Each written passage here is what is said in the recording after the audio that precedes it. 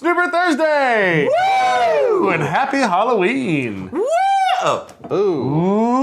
Ooh! Is that works? That's so lame. That was lame. Well, we could have like the Scooby-Doo bunch come and unmask us. And, Zoinks! you know. We could have Thriller playing in the background. Yeah. It's a thriller. Down.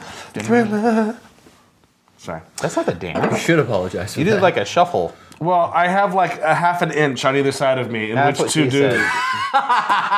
Well, then you're not doing it right. So anyway, in honor of Halloween, we are going to jump back into some Heretic beers and drink a Shallow Grave. Ah. If you don't know who Heretic is, it's Jamil Zainashev's brewery. They're from. Are they still in Pittsburgh, California? They're in the Bay Area. I know they. I'm not sure I know exactly. they They just moved. I moved or believe. something. I always Let's find see. it weird when people say Pittsburgh, California. Yeah, they're still. That's not where Pittsburgh is.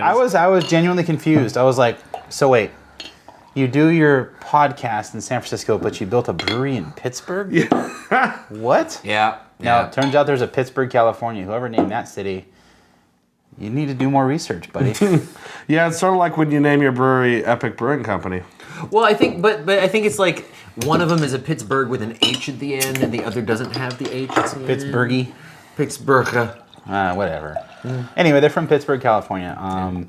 Really good beers. If you know anything about Jamil and the crew he's working with, Jamil himself is a noted author in the homebrew world. He knows a hell of a lot about beer. He's won many competitions. Yeah, he won the Ninkasi Award, which is like the highest achievement at the National Homebrew Conference, like 2 or 3 years in a row. Yeah, he's pretty much the man. yeah, So really knows his stuff. him so, opening a brewery is awesome. So definitely. cheers to Halloween. Cheers.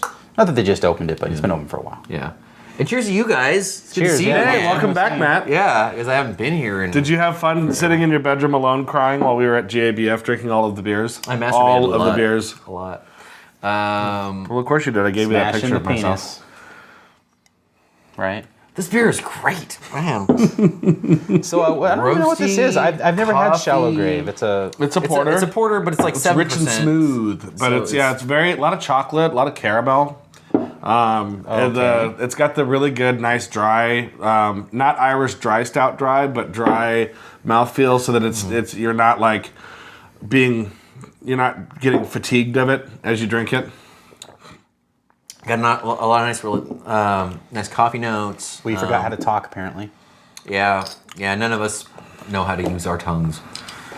Yeah, it's Just ask our significant others. wow. It's not true. Well done. It's not true. Not even a little bit. No. Yeah. I'm pretty skilled in that, actually. How many blowjob jokes can we fit into one show? I mean, seriously. Is that a challenge? What were you gonna say about this beer, John? I forgot. Oh, porters. Blowjobs. Now I'm thinking of Porter from Smog City. Of course you would. I said blowjobs. About blowjob. No, it was like Porter. Blowjobs. Dude, who do I know named Porter? Porter, Jonathan Porter. right? Yes. Very nice fella. All right. Yes, he is. So, getting Married, back to this. too. Porter's married. It's not.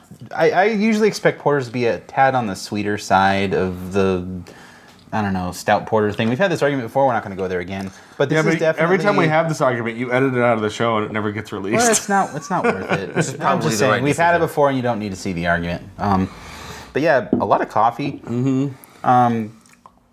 I like how it's definitely got mouthfeel. It's definitely like a medium. It's not like super full or thick or anything like that. It's but perfect. it's also it's also not super dry. It definitely feels like it's more than your standard like Black Butte like easily drinkable type thing. It's Right. definitely a step above that, but it's not like an imperial like destroy. Well, your this palate is, type thing. I think one of the conversations in the Stout Porter conversation that we've had before, you said that the difference to you is the roastiness. Mm-hmm. And that's where I would agree with you on this beer. Because this has all the qualities of a good, nice, I think I said heavy that. stout.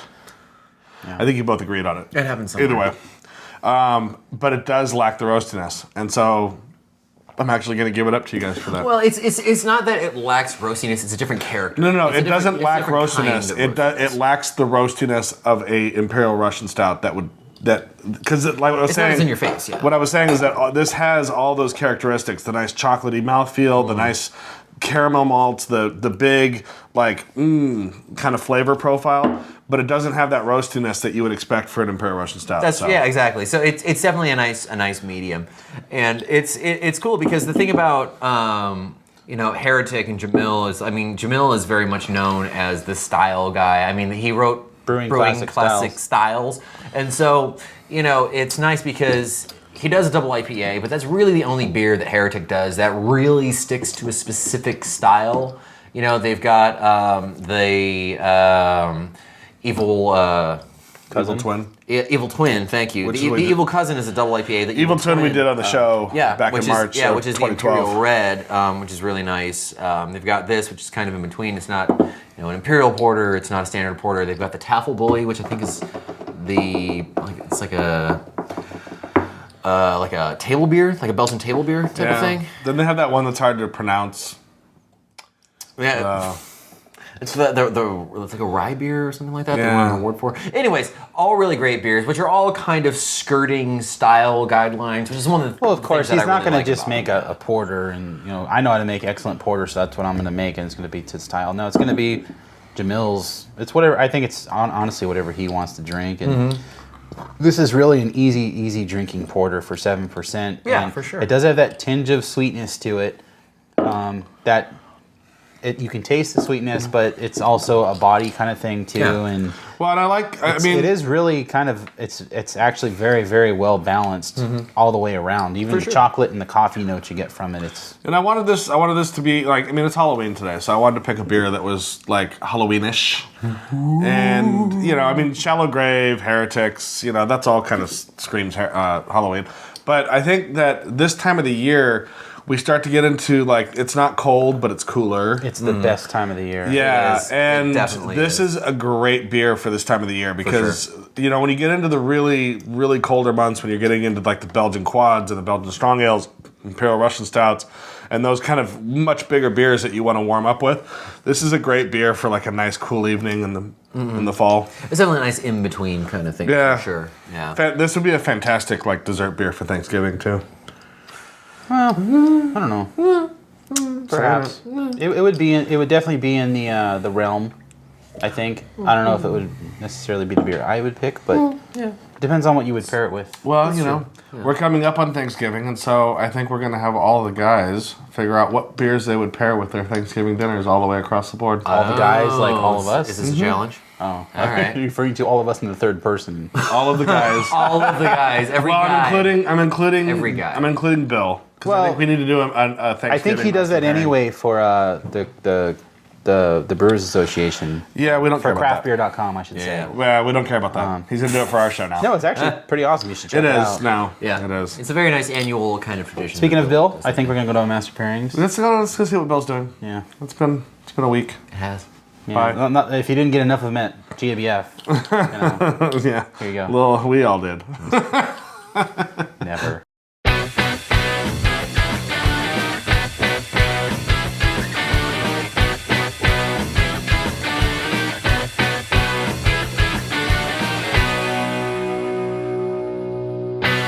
Hey everyone, welcome to another Master Pairings. I'm your host, Bill Sysak. I have Steven Johnson here from New Brew Thursday. What's up? Today we have some Italian cannolis, awesome cream-filled delicacies, old school.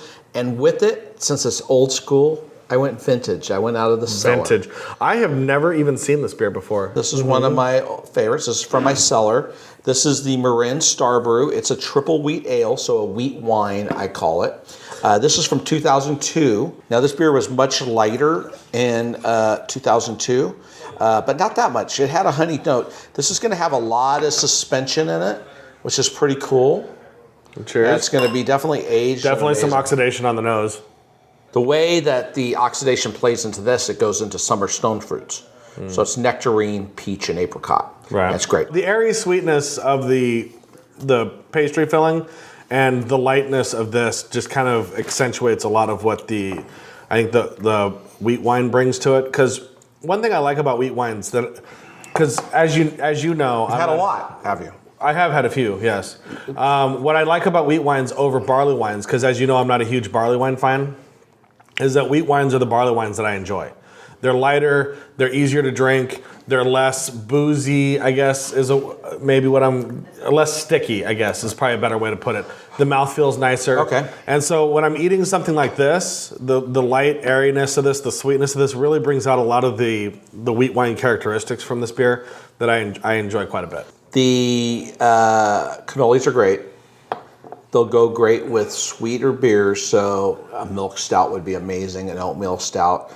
Imperial stout's a little big, but if you get something more in the subtle range, non-bourbon barrel aged, definitely a porters would go. Like our smoked porter from Stone would be a perfect pairing. It's not big over the top. That'll go really well, but other porters, Baltic porters will definitely do well. I could see doing golden ales, Belgian triples will go beautifully with this. Pretty much any beer but an IPA. So would Duvals. No, that's not quite true, Stephen.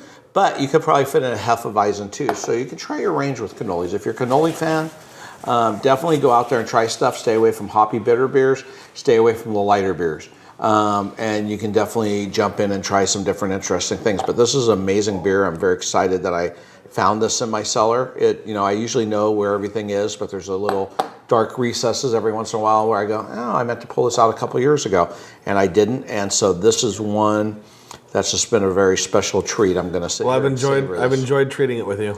Yes, thanks for the unicorn horn, Stephen. Cheers. We're going to call him Stephen Corn, and cheers, everybody. Welcome back. Did you enjoy that master pairing as much as I did? Does your mouth water with anticipation of the next one? Perhaps. Anyway, so we're coming into the fall season, and post GABF is one of those things where for me personally, I come back from GABF and I'm like, do not talk to me, do not look at me. I do not want to leave my home for like 3 weeks. It's kind of a beard cooling off. Yeah. So, but we're coming into one of my favorite times of the year as well, which is San Diego Beer Week, which is November 1st through the 10th. It's going to be epic. And Every year is. The nice thing about being in the Inland Empire is that we're far enough away from LA and San Diego. It's like almost equal that we can claim both beer weeks as our own. Absolutely, for sure. So, but I know I'm going to try to be down there a few times during the week. There's Stone throws just a shit ton of amazing events. They kind of kick it off with their rare beer breakfast. Yes. Which is the first day, usually, of San Diego Beer Week. It's the day before. It's the Friday before. Oh, it is? Oh. Yeah. So it's always like it's. Well, pardon me. Technically, I think it's technically not a San Diego Beer Week. I don't know how that works. It's the kickoff. It's the kickoff, but yeah, unofficial kickoff. We went to the first one, I think, and it was the day after our anniversary party, which we were like, we're gonna kick off GABF or GABF, San Diego Beer Week, and we did, and I went there completely hungover, and it was fun for being hungover. They had good waffles.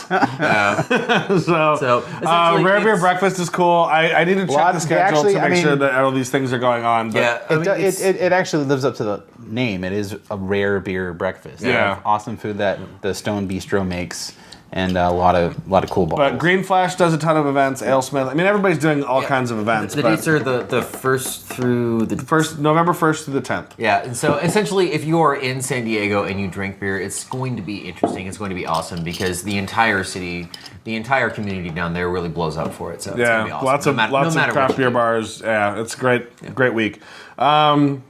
We have some other stuff going on later in November, and we also have an anniversary party coming up, as John just alluded to. We're working out the details of that, and it will most likely be in January again this year. So I think we're learning that with JBF and everything that happens towards the end of the summer, it's really too hard for us to plan. It's a lot. Yeah. It really is. So, but we're going to do things a little differently this year. We'll have more information on that coming forward to you. We're still doing the bottle share thing, though, right? Yeah. Mm-hmm. That's the traditional. That's the traditional bottle share. It's always, as always, it's going to be free to be there. Bring your best and your brightest. Yes. So it'll be a great time. And as always, until next week, stay safe and drink beer. Happy Halloween. Happy Halloween. You gotta show me up every time, don't you? Floating away. You can't see my hand. Beer coming this way and it's spooky. Oh my God. I'm embarrassed for us.